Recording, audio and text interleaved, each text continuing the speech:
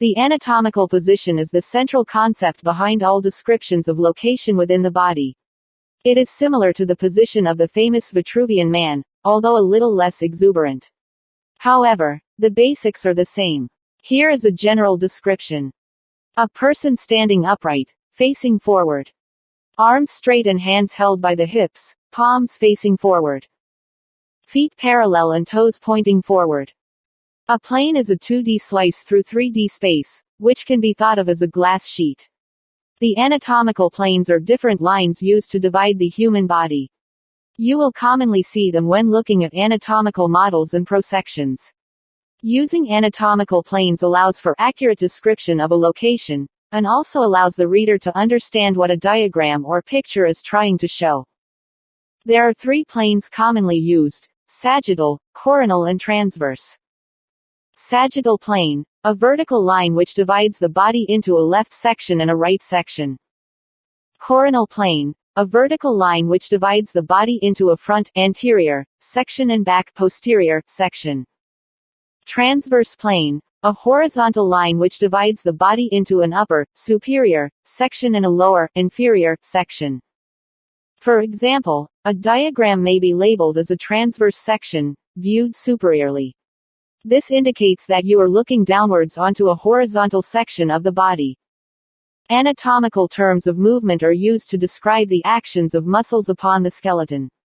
Muscles contract to produce movement at joints, and the subsequent movements can be precisely described using this terminology.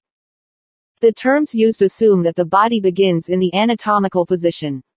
Most movements have an opposite movement, also known as an antagonistic movement. We have described the terms in antagonistic pairs for ease of understanding. Flexion and extension. Flexion and extension are movements that occur in the sagittal plane. They refer to increasing and decreasing the angle between 2 body parts. Flexion refers to a movement that decreases the angle between 2 body parts. Flexion at the elbow is decreasing the angle between the ulna and the humerus. When the knee flexes, the ankle moves closer to the buttock, and the angle between the femur and tibia gets smaller. Extension refers to a movement that increases the angle between 2 body parts.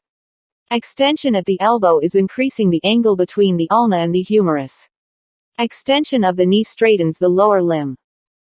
Abduction and adduction.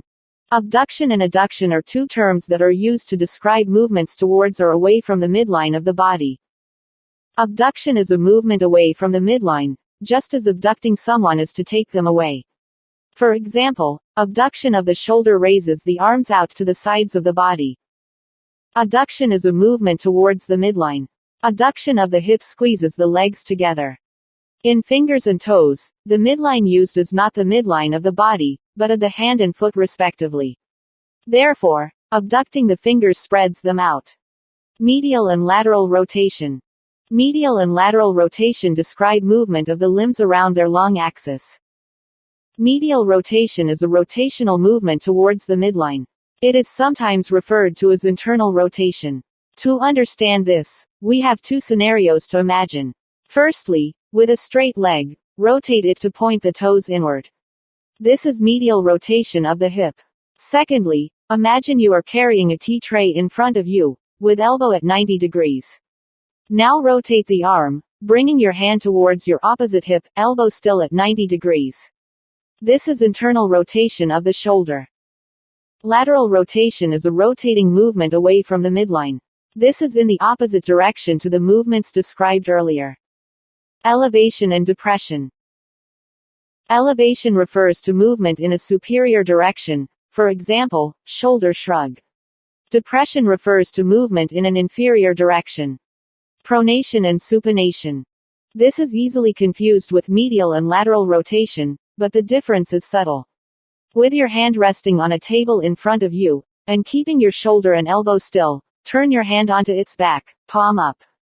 This is the supine position, and so this movement is supination. Again, keeping the elbow and shoulder still, flip your hand onto its front, palm down. This is the prone position, and so this movement is named pronation. These terms also apply to the whole body. When lying flat on the back, the body is supine. When lying flat on the front, the body is prone. Dorsiflexion and plantar flexion. Dorsiflexion and plantar flexion are terms used to describe movements at the ankle. They refer to the two surfaces of the foot, the dorsum, superior surface, and the plantar surface, the sole. Dorsiflexion refers to flexion at the ankle, so that the foot points more superiorly. Dorsiflexion of the hand is a confusing term, and so is rarely used. The dorsum of the hand is the posterior surface, and so movement in that direction is extension. Therefore we can say that dorsiflexion of the wrist is the same as extension. Plantar flexion refers extension at the ankle, so that the foot points inferiorly. Similarly, there is a term for the hand, which is palmar flexion. Inversion and eversion. Inversion and eversion are movements which occur at the ankle joint, referring to the rotation of the foot around its long axis. Inversion involves the movement of the sole towards the median plane, so that the sole faces in a medial direction. Eversion involves the movement of the sole away from the median plane, so that the sole faces in a lateral direction. Opposition and reposition. A pair of movements that are limited to humans and some great apes. These terms apply to the additional movements that the hand and thumb can perform in these species.